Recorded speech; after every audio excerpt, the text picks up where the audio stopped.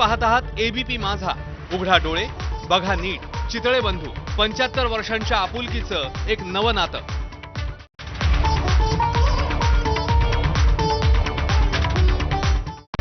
Headlines brought to you by Chitale बंधू.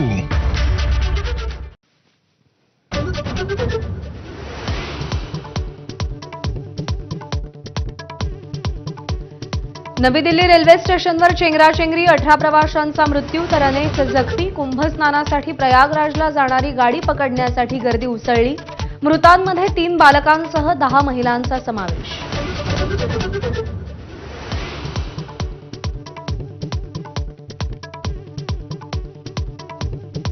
दिल्ली स्टेशनवरील भाविकांची चेंगराचेंगरी ही आयत्या वेळी प्लॅटफॉर्म बदलण्याच्या उद्घोषणेमुळे प्रत्यक्षदर्शींच्या मते तब्बल पाऊण तासानंतर मदत पोहोचली.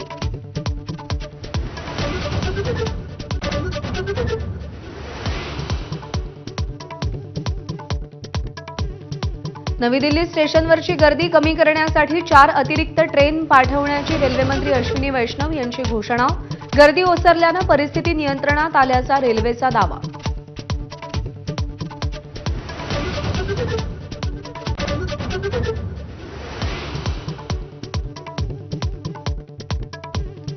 सुरेश धस यांच्या षडयंत्राच्या आरोपावर मनोज जरांगेंची सडकून टीका. सुरेश धसांनी मराठ्यांची फसवणूक केल्याचा गंभीर आरोप. खंडणी मागणाऱ्यांच्या घरी जाताच कसे, जरांगेंचा सवाल.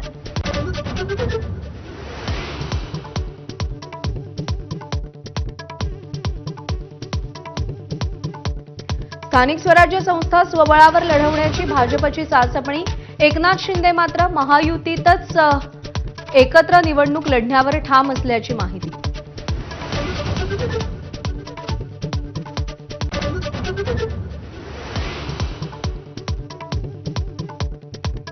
सिल्लोडमध्ये आजही पाकिस्तानसारखी परिस्थिती. रावसाहेब दानवेंचा दावा. हे मोदींचंच अपयश. विनायक राऊतांचा टोला.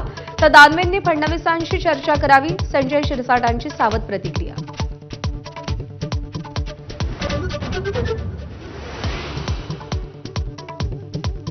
नवी मुंबई विमानतळाला दिबा पाटील यांचं नाव द्या. प्रकल्पग्रस्तांचा आग्रह. मेळाव्यात राजकीय वैर विसरून मंदा म्हात्रे, गणेश नाईक एकाच मंचावर.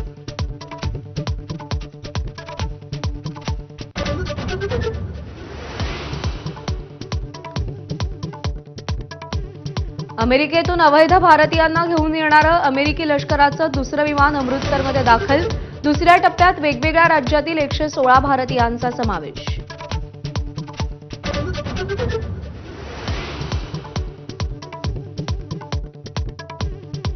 छावा चित्रपट टॅक्स फ्री करण्याची अजित पवारांच्या राष्ट्रवादीची मागणी.